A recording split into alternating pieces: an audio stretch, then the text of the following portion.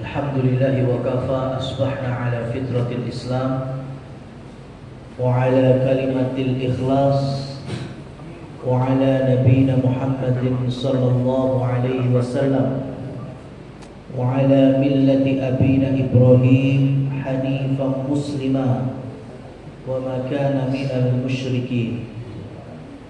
Allahumma salli wa sallim ala nabiyina Muhammad. Rabbana zidna ilma, amma ba'du. Teman-teman, alhamdulillah Allah Subhanahu wa taala kembali memudahkan kita untuk meluangkan waktu dengan niat taqarrub, mendekatkan diri kepada Allah Subhanahu wa taala melalui majlis ilmu. Majlis ilmu itu yang di dalamnya dikaji ayat-ayat Allah, agamanya, penjelasannya dari hadis-hadis Rasul Sallallahu Alaihi Wasallam, dan sebagian para ulama juga menyebutnya sebagai majlis zikir, karena di dalamnya kita mengingat dan menyebut-nyebut kalamullah, yaitu ayat-ayatnya. Dan ini merupakan nikmat yang sangat besar, karena Rasulullah pastikan orang yang mau belajar agama itulah manusia yang Allah kehendaki kebaikan. Man yuridillah bihi khairan yufaqihu fiddin. Siapa saja yang Allah kehendaki baik, maka Allah akan pahamkan baginya urusan agamanya. Jadi baik itu jangan sampai hanya dari kacamata kita. Jadi kalau bicara baik buruknya kehidupan manusia di dunia, itu timbangannya adalah agama. Baik, teman-teman yang dirahmati oleh Allah Subhanahu wa taala. Bicara kebaikan, ada satu ayat di dalam Quran surat Al-Baqarah. Saya minta tolong dibantu ya Mas ya. Bisa di searching itu. Quran surat Al-Baqarah ayat 177. Al-Baqarah ayat 177.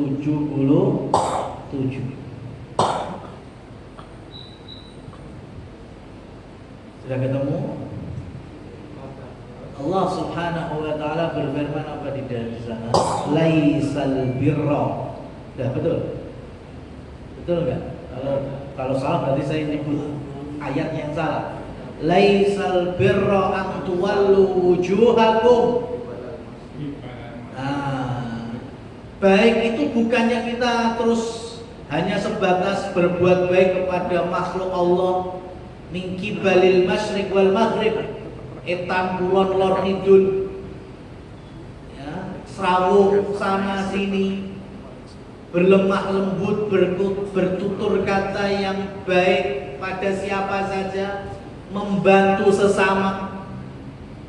Baik, betul itu kebaikan, tapi belum cukup kalau tidak dilandasi dengan penekanannya. Walakinnal birra, akan tetapi baik itu, nah itulah dalil rukun iman. Dalil apa? Rukun iman. Saya mau tanya ke teman-teman, rukun iman ada berapa? Rukun iman ada berapa? Ada 6. Jangan sampai beda pendapat di sini, bahaya. Rukun iman ada 6. Nah, kembali lagi ke ayat tadi. Coba teman-teman preteli satu persatu. Di ayat tersebut apa benar ada 6 atau ternyata nggak sampai 6? atau mungkin lebih dari 6. Coba ya. Walakinnal birra, dibantu saya. Man amana billah. Berarti pertama, iman baik itu kalau beriman kepada Allah. Terus wal yaumil akhir. Berarti kepada hari akhirat, kiamat. Kemudian ya man amana billahi wal yaumil akhir. Terus ayo Mas. Wal malaika. Ya, kemudian iman kepada malaikat-malaikat Allah. Terus wa kutubihi, iman kepada kitab-kitab suci yang Allah turunkan. Ya, yang kelima wa rusulihi, iman kepada para nabi dan para rasul. Bukan wan nabiyin ya? Oh tadi kok baru rusulihi? Pakai Quran terus. Ya. Nah, wan nabiyyin, ayatnya bunyi wan nabiyyin, bukan rusul. Jadi man amana billah, ya kan, kepada Allah, kepada hari akhir, kepada malaikat, kepada kitab dan kepada rasul. Wa atal mal itu sudah bukan rukun Islam, rukun iman lagi. Yang disebut ada berapa? Yang disebut ada berapa? Di ayat itu yang disebut ada berapa rukun iman? Ada 5. Padahal tadi kita sepakat rukun iman itu ada berapa? 6. Loh, satunya mana? Satunya mana? Kurang satu itu. Kira-kira iman yang mana itu yang belum disebut di ayat?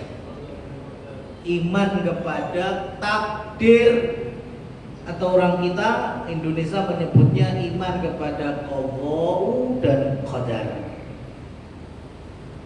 Ya sampai cari di dalam ayat itu gak bakal ketemu.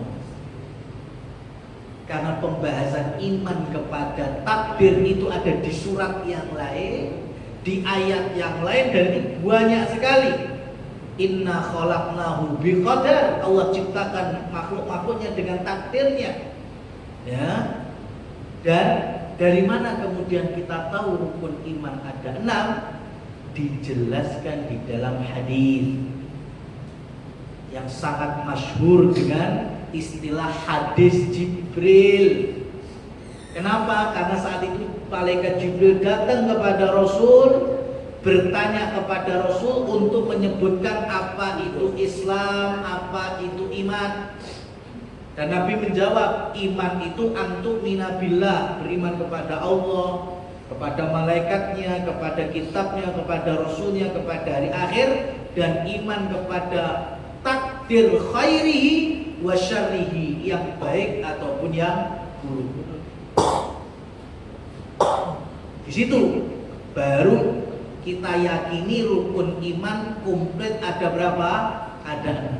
Dari mana kita tahu komplitannya? Dari hadis.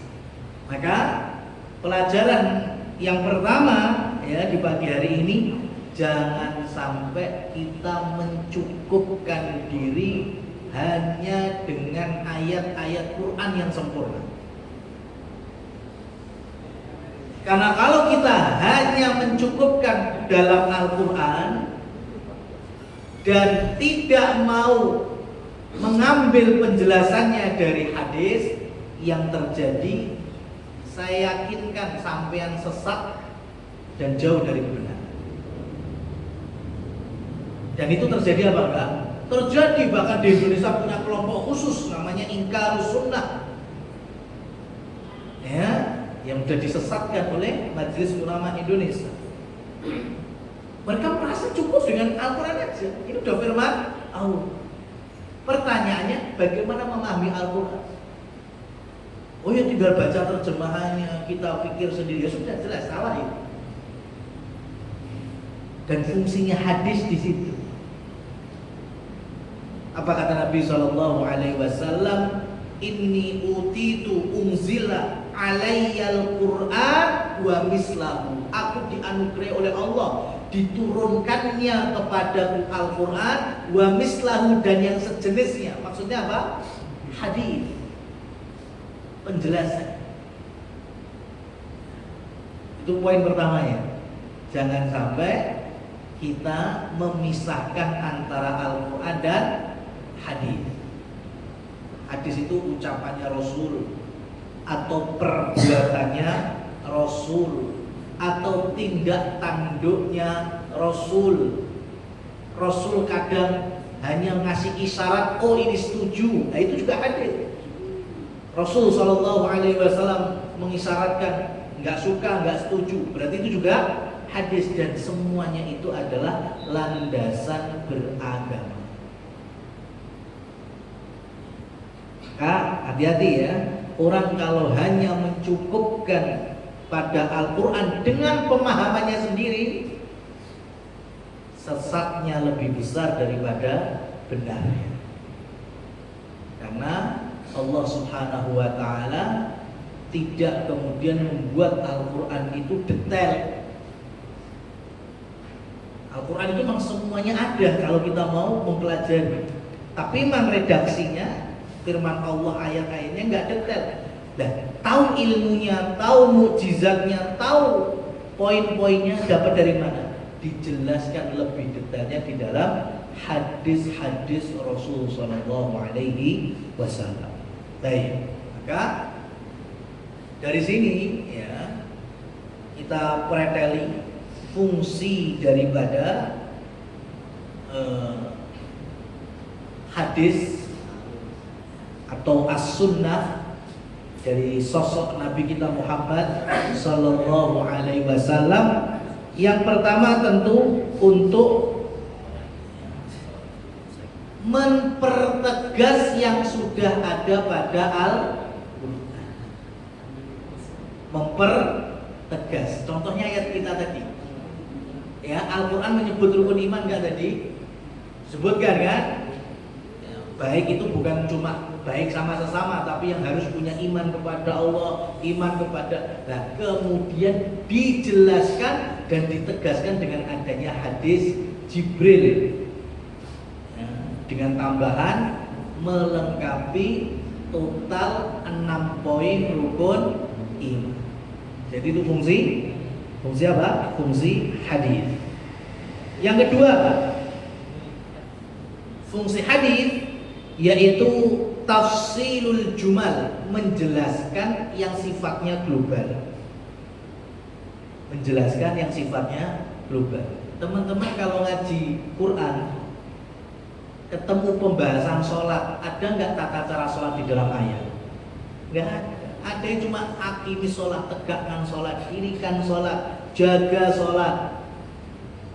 Tapi bagaimana kita takbiratul ihram, bagaimana kita i'tidal sampai kemudian salam, kita dapati dari mana? Dari hadis-hadis Rasul. Makanya kalau orang kok sampai sekarang nggak mau sholat, alasannya sholat itu di Al-Quran artinya cuma doa. Makanya cukup eling wae. Payah duhur pokoknya eling. Ya, payah asar eling. Sudah gitu aja. Ingat, dah doa kepada Allah berarti sudah sholat. Ini kira-kira benar apa keblinger? Keblinger. Dan itu ada, saya pernah bertanya sendiri kepada salah seorang driver. Karena dulu saya sering sekali ngebis. Ya, bahkan ada beberapa PO bis itu saya punya membernya. Ya, sehingga akrab dengan beberapa ini. Nah itu terkadang saya tanya yang Islam, yang Muslim itu sholatnya gimana? Ya, ada yang terus terang nggak sholat, ada yang sholat, ada yang kemudiannya sholat saya cuma kita di jalan waktu zuhur iling, waktu asar iling, gitu aja. Kan sholat kata guru saya itu yang penting ingat Allah. Nah ini kan kerancuan di dalam berpikir. Nabi Muhammad SAW aja jihad sholat apa enggak? Perang ketika waktu sholat atau tidak, tetap sholat. Makanya ada sholat khusus di tengah pertempuran yang sengit. Ada namanya sholat khauf, sholat di tengah-tengah rasa ketakutan. Itu ada sedikit perbedaan tata caranya. Karena ada beberapa prajurit, nanti ada satu menjaga, satu sholat, kemudian bergantian. Intinya tetap sholat. Nah, ini nggak pernah, nggak genting, hanya dalam kondisi nyetir kendaraan sampai kemudian meninggalkan sholat. Ayo, jadi hadis sebagai penjelas yang di Quran itu bersifat umum. Atau yang lainnya, contoh zakat. Di Al-Quran ayat-ayat zakat banyak, tapi batas-batas poin zakat ada banyak. Nisabnya zakat ternak, nisabnya zakat perak, emas, nisabnya itu semuanya lengkapnya kita tahu dari mana? Dari hadis. Dari hadis ketika Rasulullah SAW mengajarkan terkait dengan syariat zakat, ayatnya, perintahnya dalam Al-Quran, tapi aplikasinya melalui poin-poin yang beliau sampaikan. Itulah hadis. Kita baru aja kemarin berkurban, menyembelih. Ya, kurban kok ternyata enggak semua binatang yang halal bisa dijadikan hewan kurban. Kurbannya ayatnya ada di dalam Al-Kautsar, wanhar. Tapi kok ternyata hanya bolehnya unta, kemudian sapi atau sejenisnya yaitu kerbau, kemudian kambing atau sejenisnya domba. Sudah itu dok. Dari mana kita tahu? Kok kuda nggak masuk binatang kurban, ayam kok nggak masuk binatang kurban? Ya dari hadis. Itu poin yang berikutnya, fungsi dari hadis. Kemudian yang berikutnya, yang ketiga, takkidul mutlak. Mirip dengan yang sebelumnya ya. Jadi menjelaskan yang awalnya global, yang sekarang lebih mengikat yang sifatnya umum. Contoh di dalam Al-Quran ada hukum Allah bagi para pencuri. Allah berfirman, wassariqu wassariqatu faqta'u aydiyahuma. Pencuri laki dan pencuri wanita, hukum Allahnya apa? Potong tangan mereka. Nah, masalahnya ayat ini ada, dan orang Arab memahami tangan itu mulai driji sampai pundak. Tangan itu, kultur Arab memahami tangan itu dari ujung jemari tangan sampai pundak. Itu namanya tangan. Apa kemudian syariat potong tangan bagi pencuri diutus sampai pundak? Enggak. Di zaman Rasul Shallallahu Alaihi Wasallam sampai hari ini, ya, yang masih menegakkan hukum Allah dan Rasulnya, seperti di Saudi, itu kalau maling mencuri dan diketok palu sama hakim, itu yang dipotong cuma sampai ugel-ugel aja, ugel-ugel driji. Jadi lengan sampai pundak aman.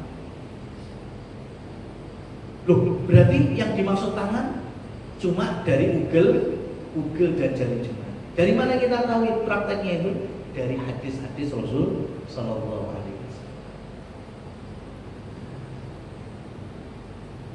Makanya kalau dulu teman-teman hidup di dalam nuansa kasak kusuk, murad maritnya peristiwa Ambon, akhir tahun 90-an ya, sampai awal tahun 2000-an itu diantaranya ada yang terlalu semangat dari laskar-laskar kaum muslimin, ada para relawan yang ikut jihad Ambon dalam tanda petik saat itu, laki-laki muslim jauh dari keluarga. Ya, mereka mengamankan kaum muslimin yang saat itu sedang dizalimi oleh orang-orang kafir Ambon saat itu ya. Ya namanya jauh dari istri, akhirnya hasrat biologisnya nggak ketahan. Akhirnya si oknum ini berzina dengan perempuan di sana. Muslim tapi zina dan udah punya keluarga. Berarti kalau hukum Allah ditegakkan, dia apa ya? Dirajam. Tapi sekarang siapa yang menegakkan? Apa semua orang menegakkan? Tidak. Yang menegakkan adalah penguasanya, pemerintahnya. Dan ternyata kasusnya yaitu ketua kelompoknya yang menegakkan. Ini nggak benar ini. Dan di hari H ingin ditegakkan rajam, si oknum bertaubat dan tidak milih untuk dirajam. Ya, dia bisa bayar denda, dia bisa bertobat dengan yang lain, dan di dalam hukum Islamnya ini diperbolehkan. Tapi karena semangat membara, alasan untuk ada dirajam sampai meninggal dunia. Maka besok di akhirat itu ada hisabnya ya, ketua kelompoknya, ya, ketua laskarnya. Dia nggak memahami. Karena Rasul Shallallahu Alaihi Wasallam, dan saat itu terjadi di zaman Abu Bakar As-Siddiq, ketika ada perajaman baru dilempar, kemudian merasa sangat kesakitan, kemudian mengajukan kepada Abu Bakar untuk tidak dilanjutkan, saya memilih ya yang lainnya, saya sudah bertobat, maka tangguhkan rajamnya itu dengan pilihan-pilihan sesuai dengan hukum-hukum yang ditegakkan oleh Abu Bakar As-Siddiq. Karena agama Islam itu aslinya menjaga darah, menjaga nyawa, tidak sembarangan dihabisi muslimin dan muslimat. Dari mana kita tahu penjelasan-penjelasannya tadi? Dari hadis-hadis Rasul Shallallahu Alaihi Wasallam. Berikutnya, fungsi hadis yang keberapa Yus? Kata itu katanya. Tahsisul am, mengkhususkan yang sifatnya umum, ya, sifatnya umum. Contoh, ada ayat terkait dengan orang beriman tadi, walam yalbisu imanahum bidzulmin, dan yang tidak mencampur adukkan keimanan mereka dengan kedzaliman. Padahal kedzaliman itu banyak jenisnya. Ya. Ada zalim kepada sesama manusia, ada zalim kepada sesama makhluk Allah, hewan, tumbuhan, bahkan ada kezaliman antara hamba dengan Rabbi. Dan terus yang dimaksud orang iman tapi tidak mencampuri dengan kezaliman itu apa maksudnya kezaliman di sini? Rasul Shallallahu Alaihi Wasallam menjelaskan, dan ini menjadi tafsirnya, yang dimaksud kezaliman di sini yaitu syirik. Jadi orang beriman itu adalah orang yang tidak mencampur adukkan antara imannya dan kesyirikan. Dikhususkan sama Rasul. Ayatnya umum, pokoknya zalim. Dikhususkan yaitu dengan apa? Penjelasan syirik. Kalau hari ini di ayat yang lain Allah berfirman, ini sebagai introspeksi diri ya, semua dari kita, nggak perlu nyalahkan yang lain, kembalikan ke kita. Dhaharul fasadu fil barri wal bahri bima kasabat aydin nas. Munculnya dan nampaknya kerusakan di darat dan di laut ulah siapa? Bima kasabat aydin nas, ulahnya manusia.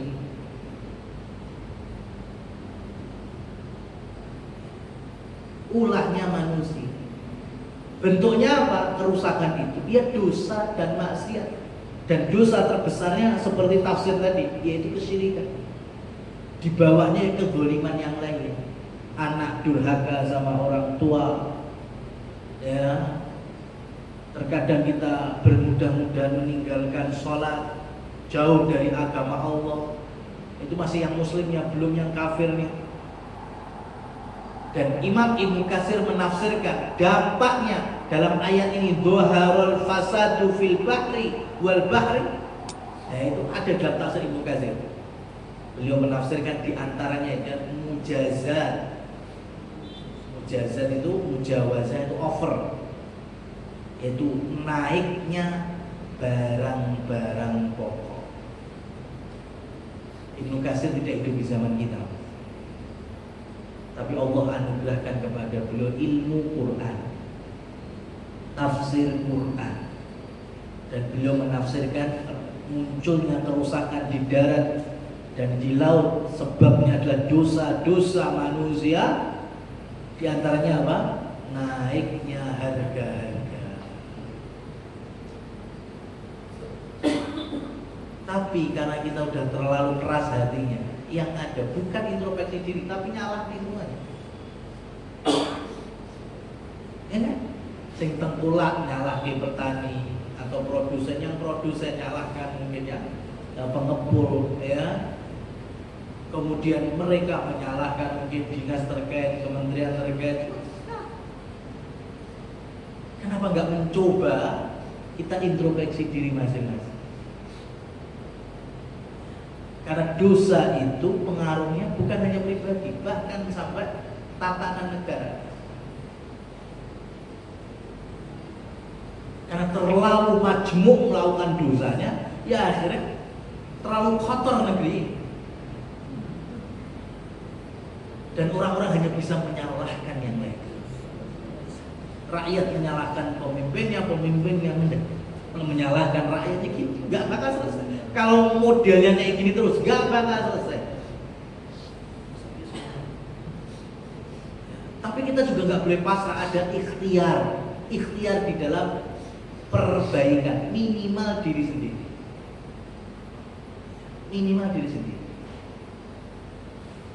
Makanya jangan sampai dalam hal yang negatif itu ikut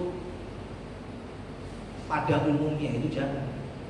Karena kita ternyata yang baik sendiri, yang lainnya reget, akhirnya melok-melok reget, ini nggak bakal selesai kalau kayak gitu. Baik, itu yang kesekian. Kemudian yang terakhir fungsi dari hadis yaitu dalam ayat-ayat Quran taudhi'ul mushkil, menjelaskan yang mungkin belum dibahas di dalam ayat-ayat tertentu, atau sifatnya apa istilahnya itu ambigu. Contoh ayat tentang puasa, ayat-ayat Ramadan itu diantaranya kapan kita sahur dan kapan berhentinya. Itu ayatnya bunyikan hatta yatabayyana lakumul khair al-aswad, ya, sampai terlihat nampak jelas benang hitam, ya, itu terlihat terang, ya kan? Itu ayatnya. Ayatnya nggak adzan subuh, enggak. Ayatnya bukan kemudian berhenti sampai ini, enggak. Ayatnya sampai kamu tahu kalau benang hitam, ya, itu kelihatan atau benang putih semakin tampak putihnya. Jadi kalau difahami akal kita, yang terjadi apa? Di setengah pintu baru mentrong-mentrong sengini, ya kan? Sudah sangat jelas lagi benang putih sama benang hitam. Makanya kemudian datanglah hadis. Rasul menjelaskan ayat ini tafsirnya adalah fajar sodik. Karena subuh itu ada dua fajar, fajar kadzib sama fajar sodik. Nah, yang menjadi batasan sahur apa? Fajar sodik, dan itulah waktu masuknya subuh, adzan subuh. Kayak hari ini kita ambil kesimpulannya, batasan sahur sampai apa? Adzan subuh. Nah, baik teman-teman yang dirahmati Allah Subhanahu wa taala. Sekarang kita lanjutkan ayat 177 tadi menjelaskan 5 rukun iman dan tidak ada salah satunya. Yang keenam iman kepada apa tadi? Takdir. ternyata di ayat yang lain, tapi dikompliti, disatukan oleh Nabi SAW dalam hadis Jibril. Pertanyaannya, kenapa yang keenam dipisah? Kan Al-Quran itu nggak mungkin kemudian pokok mainnya, nggak mungkin. Mesti ada ilmunya, mesti ada mukjizatnya. Dan para ulama menjelaskan karena bagi hamba-hamba Allah yang udah beriman, udah iman kepada Allah, iman kepada hari akhir, iman kepada Al-Quran, Taurat, Zabur, Injil, iman kepada Nabi Adam sampai Nabi Muhammad, ya, iman kepada malaikat Jibril, Mikael dan seluruh malaikatnya. Sudah iman semuanya ini. Tapi terkadang jatuh dan cacat imannya dalam masalah apa? Takdir.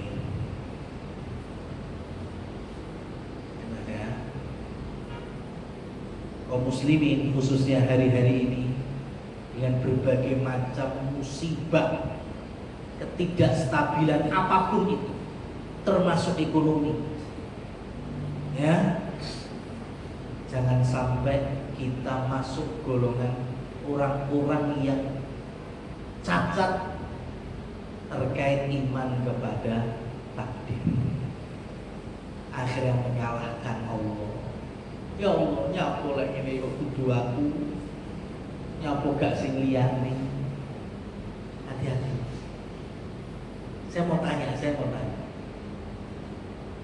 Allah itu umpamane gak mitakne awake dhewe salah apa? Saya mau tanya. Umpamanya kita ini gak diciptakan Allah. Ya, Allah salah apa enggak? Enggak. Allah gak ciptakan kita, Allah gak salah, tetap maha benar. Shadaqallahul azim. Ya. Makanya para ulama ahli sunnah sepakat, seperti Syekhul Islam Ibnu Taimiyah dan muridnya Ibnu Qayyim mengatakan ketika membahas ayat walillahil asmaul husna, Allah itu memiliki asma yang maha benar, maha sempurna, maha baik. Jadi tidak ada buruknya di sisi Allah.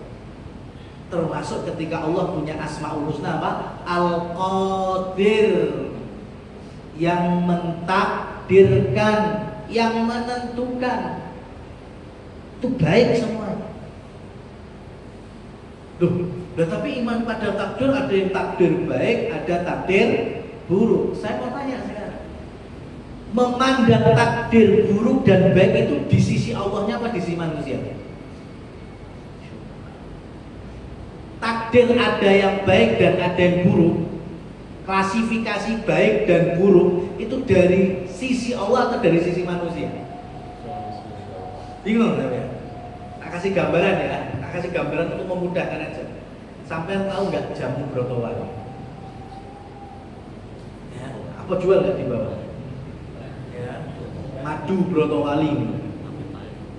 Ya, pernah tahu rasanya jamu brotowali apa? Nah ya. Sekarang gambarnya saya bakul jamu sampai konsumennya. Kira-kira saya yang buat jamu dan saya yang memarketkannya, menjualnya, kira-kira tak omong khasiatnya kok pahitnya? Khasiat. Gak mungkin ya. Ini coba tuku pahit, gak mungkin. Karena saya penjual, pedagangnya saya bilang, Mas, sampai kayak pegel-pegel ini coba dengi, Mas. Ya, insya Allah pegel-pegel sampai mari. Ya. Oh benar.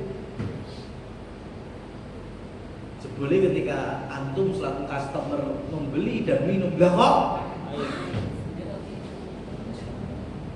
Ya, saya selaku pedagang mesti nggak ngomong pahitnya dulu, tapi khasiatnya dulu, keunggulannya. Susah tidur, susah coba Mas. Kemudian dirasakan ternyata pahit. Jadi istilah pahit enggaknya jamu dari sisi mana? Customer. Bagi pedagangnya, semua jamu punya khasiat. Paham? Allah Al-Qadir, Allah yang menciptakan dan menentukan. Itu Allah yang paling tahu kita. Allah yang Maha mengetahui. Bagi Allah semuanya itu baik. Cuma karena kita manusia yang menjalani, yang merasakan, dia seperti customer jamu tadi. Pokoknya lek sing enak-enak, sing seneng-seneng, bahagia, ini takdir baik. Loro kena musibah, tiba, sedih, takut, nah ini namanya takdir buruk. Itu mesti kita. Dan gak salah itu. Cuma kedua-duanya harus kita imani. Jangan sampai lepas. Mau yang kita nilai baik atau buruk itu semuanya dari Allah. Dan Allah tidak salah di dalam menentukannya. Kita terkadang lek apik, wah ini masya Allah rezeki anak soleh. Tapi lek buruk nyalah-nyalah. Makanya kan di beberapa kajian kan saya pengen sampai-sampai tuh maca zodiak, ya primbon sejenisnya untuk memanti-manti.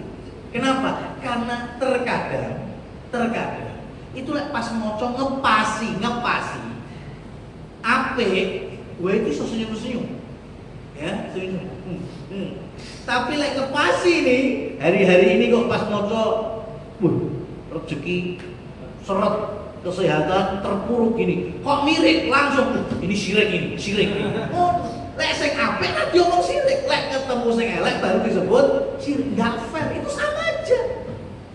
Mau ngepasi sing apik mau sing elek itu termasuk pintu besar kesyirikan. Paham kan? Ini takdir. Nah dulu ada sahabat yang bernama Utsman bin Maz'un radhiyallahu anhu. Ini sahabat yang pertama meninggal di Madinah dan dimakamkan di kuburan Baqi'. Jadi member Baqi' pertama itu sahabat Utsman bin Maz'un. Itu ketika masih di Mekah diminta untuk meninggalkan agama Islam, murtad sama bapaknya Khalid bin Walid, namanya Walid bin Mughirah. Itu sampai dijotosi pribadi. Dijotosi, mata kanan itu bengep. Sambil dilecehkan, diledekin. Kandhani kon metu ajaran Muhammad ra gelem melu awake dhewe pro dengan tokoh-tokoh Quraisy. Ya kan? Mesti aman, dapat jaminan keamanan, uripmu nyaman. Saya mau tanya, dijotos siapa yang bengep itu takdir baik atau takdir buruk? Takdir buruk kok, nyonyor kok. Tapi apa kata Utsman bin Maz'un ketika diledekin seperti itu? Ya, saya nggak perlu jaminan keamanan darimu, saya nggak perlu kenyamanan darimu. Ketahuilah wahai Walid bin Mughirah, mata kiriku iri dengan mata kanan. Maksudnya apa? Jotos seneh kalau apa? Ya kan? Lihat, jelas takdir buruk, tapi Utsman bin Maz'un tahu ini kesakitan, ini bengep, tapi untuk menegakkan agama Allah, membela iman, membela kaum. Jadi bagi beliau bukan masalah bengep gaknya, saya masih kokoh di atas ini. Makanya sampai no, ya, pun jotos si posisi tengah sing kok ini, jotos seneng. Itu sahabat kayak gitu. Jadi memandang ya apapun yang Allah berikan saat ini itu sebetulnya kebaikan bagi kita. Nah, kita tidak pungkiri teman-teman semuanya. Ya, bahkan mungkin sudah mulai banyak yang merasakan ketidakstabilan ya berbagai macam lini kehidupan di hari-hari ini. Cuma pesan kami melalui kajian kita di Senin ini ya, salah satunya tolong jangan sampai kita lepas dari keimanan terhadap takdir.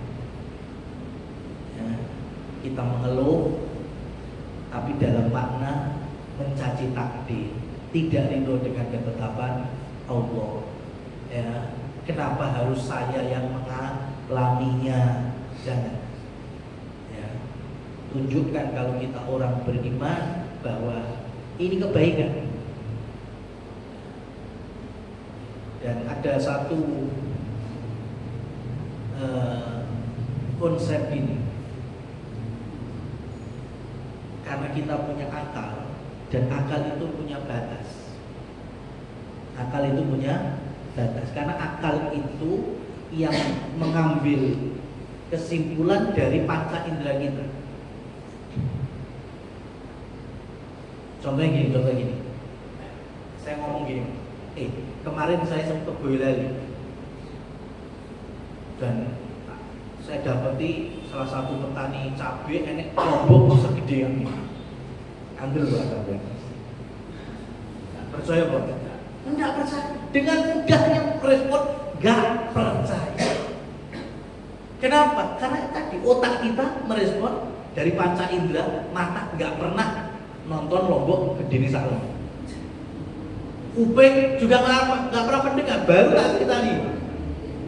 Apalagi menghisapnya, menciumnya, memegangnya, merabanya. Maka dari seluruh indera kita yang tidak pernah mengalami bersentuhan dengan cabai sebagaimana cerita saya, maka teman-teman bisa menyimpulkan rangandel rapercon. Ya, paham?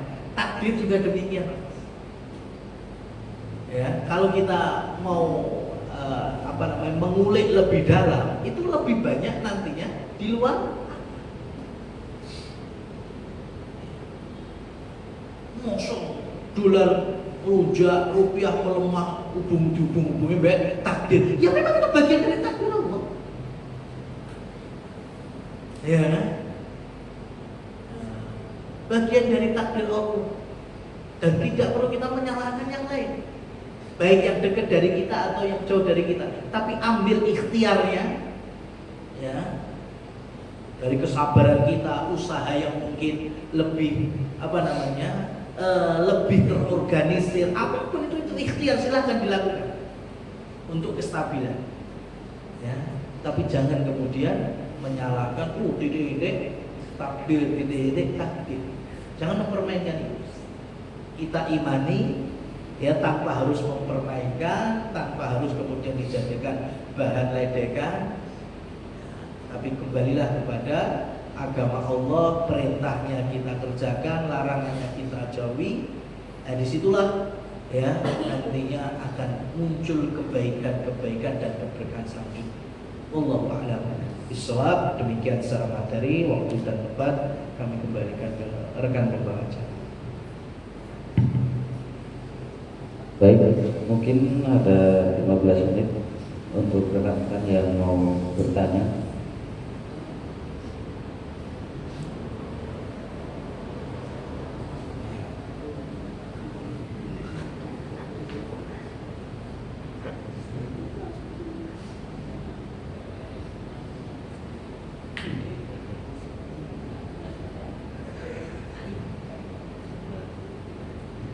Baik, untuk kajian hari ini kita cukupkan. Alhamdulillah, semoga apa yang Ustaz sampaikan bisa menjadi manfaat dan juga tambahan ilmu dan juga keberkahan untuk kita semua. Kita akhiri dengan bacaan alhamdulillah dan juga doa kafaratul majelis bersama-sama. Alhamdulillahirabbil alamin. Subhanakallahumma wa bihamdika asyhadu an la ilaha illa anta astaghfiruka wa atubu ilaik. Wassalamualaikum warahmatullahi wabarakatuh.